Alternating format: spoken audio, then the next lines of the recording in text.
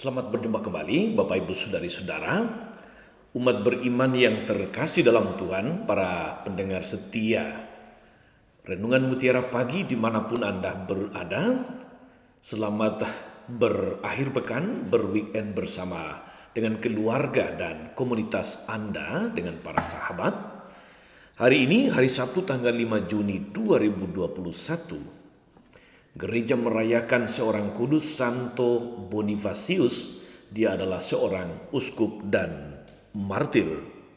Bapak Ibu Saudara-saudari, baiklah kita juga mengenal sedikit riwayat hidup dari Santo Bonifasius. Sebab dari orang-orang kudus itu kita mendapatkan teladan hidup, iman maupun teladan hidup moral. Saudari-saudara, Bonifasius nama kecilnya adalah Winfrid. Dia dilahirkan di Wessex, Inggris antara tahun 672 dan 680. Ketika dia masih kecil, Winfrid kecil, beberapa orang misionaris tinggal sementara waktu di rumahnya. Mereka menceritakan kepada Santo Bonifasius segala sesuatu yang mereka lakukan. Para misionaris itu begitu gembira serta penuh semangat dalam mewartakan kabar gembira kepada orang banyak. Dalam hati, Winfrid memutuskan bahwa kelak nanti suatu ketika apabila sudah dewasa, dia pun ingin seperti para misionaris itu. Saudari-saudara, ketika Winfrid masih muda, dia belajar di sebuah sekolah biara Benediktin. Beberapa tahun kemudian, ia menjadi seorang guru yang populer. Ketika ditahbiskan sebagai seorang imam, dia menjadi seorang pengkhotbah yang ulung, sebab ia begitu bersemangat. Di mana saja Santo Bonifasius berkhotbah, orang-orang bertobat diterima dalam pangkuan gereja. Sepanjang hidupnya dia mempertobatkan sejumlah besar orang. Sebagai ganti patung-patung berhala, Bonifasius mendirikan gereja-gereja dan biara-biara. Pada tahun 732, Bapak Suci yang baru, Santo Gregorius III, mentahbiskan Winfrid menjadi uskup dengan nama yang baru, yaitu Bonifasius. Bonifasius berarti yang mujur atau yang berbuat baik. Bona itu berarti baik atau mujur. Dia ditahbiskan menjadi uskup agung di Bavaria, yang sekarang merupakan wilayah negara Jerman. Bersama rekan-rekannya, Santo Bonifasius pergi untuk mengajarkan iman yang benar kepada penduduk di sana. Di Bavaria, uskup yang kudus ini berhasil dengan gemilang juga. Kemudian suatu hari, Bonifasius sedang mempersiapkan penguatan bagi beberapa orang yang bertobat. Sekelompok prajurit yang ganas menyerang mereka. Bonifasius tidak mengizinkan para pengikutnya melawan atau berkelahi dengan mereka. Dia katakan, Tuhan menghendaki agar kita tidak membalas kejahatan dengan kejahatan, tetapi membalas kejahatan dengan kebaikan. Lalu dia lanjutkan, telah tibalah hari yang telah lama ku nanti-nantikan. Percayalah kepada Tuhan, dan ia akan menyelamatkan kita. Orang barbar itu pun menyerang, dan Santo Bonifasius adalah orang pertama yang terbunuh. Ia wafat sebagai martir pada tanggal 5 Juni tahun 754. Dari tanggal ini, 5 Juni, adalah peringatan kematian Santo Bonifasius. Santo Bonifasius dimakamkan di sebuah biara yang terkenal yang didirikannya di Fulda, Jerman, seperti yang diinginkannya. Saudari-saudara sekalian, Sekarang mari kita mendengarkan firman Tuhan dari Injil Markus bab 12 ayat 38 sampai 44. Dalam nama Bapa dan Putra dan Roh Kudus. Amin. Pada suatu hari, Yesus dalam pengajarannya berkata, "Waspadalah terhadap ahli-ahli Taurat. Mereka suka berjalan-jalan dengan pakaian yang panjang, dengan suka menerima penghormatan di pasar. Mereka suka duduk di tempat terdepan dalam rumah ibadah dan tempat terhormat dalam perjamuan. Mereka mencaplok rumah janda-janda sambil mengelabui orang dengan doa yang panjang-panjang. Mereka ini pasti akan menerima hukuman yang lebih berat."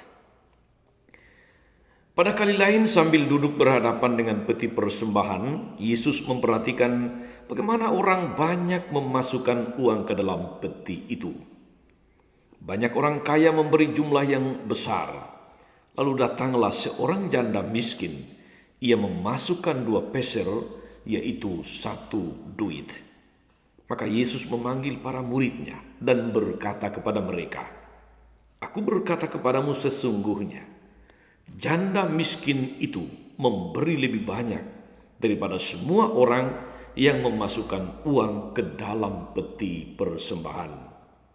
Sebab mereka semua memberi dari kelimpahannya, tapi janda itu memberi dari kekurangannya, semua yang ada padanya, yaitu seluruh nafkahnya." Demikianlah Injil Tuhan. Bapak Ibu Saudari-saudara, umat beriman terkasih dalam Tuhan, para pendengar setia Renungan Mutiara Pagi dimanapun Anda berada, Paus Paulus yang ke-6, namanya adalah Giovanni Battista Montini. Dia pernah mengatakan demikian, "Pewartaan yang paling sejati untuk zaman modern ini adalah kesaksian hidup yang benar." Paulus ke-6 ini benar, saudari-saudara, bahwa pewartaan yang paling sejati pada masa modern, pada masa kita ini adalah kesaksian hidup yang baik dan benar. Paus berani berkata demikian, saudari-saudara, karena zaman sekarang banyak orang berteori berbagai macam hal, mulai dari kebenaran, keadilan, demokrasi, dan sebagainya. Tetapi dalam kenyataan justru yang dikatakan tidak selaras dengan apa yang dilakukan. Tidak ada kesesuaian antara retorika dan praktik yang diungkapkan dengan yang dilakukan. Paus juga melihat bahwa zaman sekarang ini, saudari-saudara, orang lebih banyak mendewa-dewakan status sosial. Bukan status di media sosial, tapi status sosial, pangkat, dan titel-titel, sehingga orang tidak lagi saling menghargai berdasarkan martabat dan harkat manusia. Sepertinya hal-hal tambahan jauh lebih penting daripada hal-hal yang esensial. Itulah wajah zaman kita sekarang, yang akibatnya terjadi berbagai macam masalah di berbagai tingkatan hidup. Saudari-saudara, pada zaman Yesus, kita dengar dalam Injil tadi, kenyataan seperti ini pun sangat kuat mewarnai kehidupan bersama, kehidupan sosial. Karena itu Yesus mengingatkan untuk waspadalah atau berhati-hatilah. Karena orang-orang, tokoh-tokoh yang diharapkan memberikan teladan, mereka yang menjadi panutan, justru memberi kesaksian hidup yang sebaliknya. Dikatakan tadi Bapak Ibu Saudari-saudara, para ahli Taurat, para imam, mereka adalah sesepuh, tokoh dalam hidup beriman, hidup beragama. Tapi dalam kenyataan, mereka menunjukkan teladan yang sebaliknya. Teladan yang tentu tidak terpuji, yang tidak layak untuk ditiru. Dikatakan mereka suka berjalan-jalan dengan memakai jubah yang panjang-panjang. Mereka suka menerima penghormatan di pasar-pasar. Di tempat ibadah mereka duduk paling depan. Tetapi mereka juga mengelabui dan mencaplok rumah janda-janda.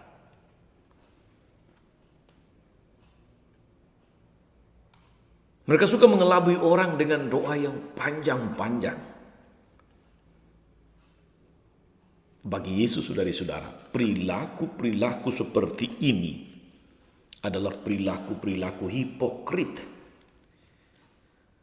Sebuah kemunafikan, sebuah perilaku pembohongan.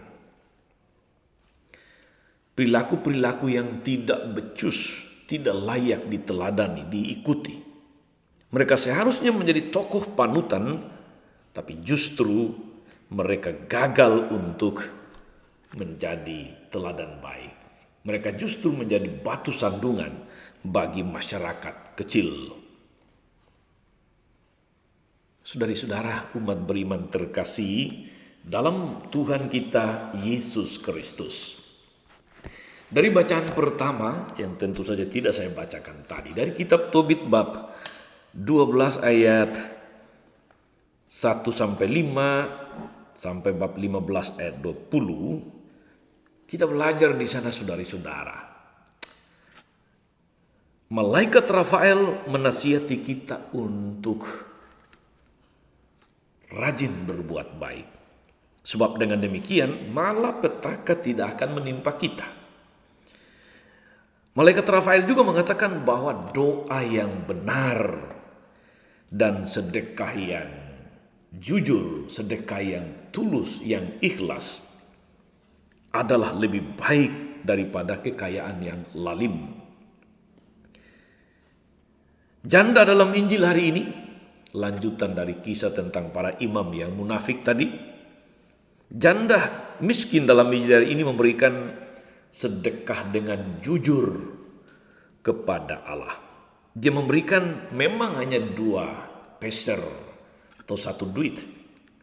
Sedikit sekali dibandingkan orang kaya yang memberi persembahan. Tapi ia tidak mengharapkan balas jasa apapun dari Tuhan. Dia berani memberikan seluruh uangnya, seluruh nafkahnya. Sebab dia percaya akan kebaikan Tuhan. Ia tidak hitung-hitungan dengan Allah. Dia tidak transaksional dengan Tuhan. Saya beri supaya diberi. Dia memberi dengan tulus tanpa pamrih. Dia memberi derma justru dari kekurangannya, bukan dari kelebihannya. Sikapnya ini sangat berbeda dengan orang-orang kaya yang memberikan persembahan dalam jumlah yang besar. Mereka memberi dari kelimpahannya, tetapi motivasinya supaya dipuji orang. Itu yang negatif. Hari ini saudara-saudari, kita diingatkan supaya kita melakukan banyak perbuatan baik, banyak kebaikan dengan tulus, dengan ikhlas, tanpa motivasi-motivasi duniawi. Santo Bonifasius yang kita rayakan hari ini, seorang martir, namanya saja sudah berarti yang berbuat baik, Bonifasius, yang mujur. Janda miskin memberi kita inspirasi untuk menjadi orang-orang baik dalam hidup ini. Rajin berbuat baik dengan tulus, memberi kesaksian hidup yang benar kepada semakin banyak orang supaya nama Tuhan dipermuliakan. Selamat berbuat baik hari ini. Tuhan Yesus memberkati. Maria Bunda selalu menolong, setia mendoakan kita semua. Amin. Tuhan Yesus Kristus, kami bersyukur karena Engkau senantiasa menuntun, membimbing kami dengan sabdamu tiap-tiap hari. Kami bersyukur juga karena Engkau senantiasa meneguhkan perjalanan hidup kami, perutusan kami, pelayanan kami, dengan teladan-teladan hidup yang luar biasa dari para orang kudus-Mu, khususnya Santo Bonifasius yang kami peringati hari ini. Semoga kami tidak lelah berbuat baik. Semoga kami berbuat baik dengan tulus tanpa pamrih, tanpa mencari puji, tanpa mengharapkan popularitas. Biarlah segala kebaikan hati kami itu berkenan di mata-Mu, sebab Engkau memandang hati dan bukan rupa.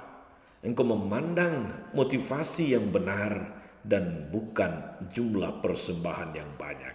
Tuhan, dalam tangan-Mu kami serahkan seluruh hidup kami hari ini. Semoga kami Engkau mampukan, Kau teguhkan dengan Roh Kudus untuk melakukan perbuatan baik yang memuliakan nama-Mu di sorga. Sebab Engkaulah Tuhan dan pengantara kami sepanjang segala masa. Amin. Saudari-saudara sekalian, berkat Allah turun atas saudari-saudara, atas mereka yang kita doakan atau kita janjikan doa. Mereka yang sakit dan menderita, segala rencana, karya dan pelayanan kita sepanjang hari ini, Bapa dan Putra dan Roh Kudus. Amin. Jangan lupa like, subscribe, nyalakan lonceng notifikasinya. Salam 52, Tuhan memberkati.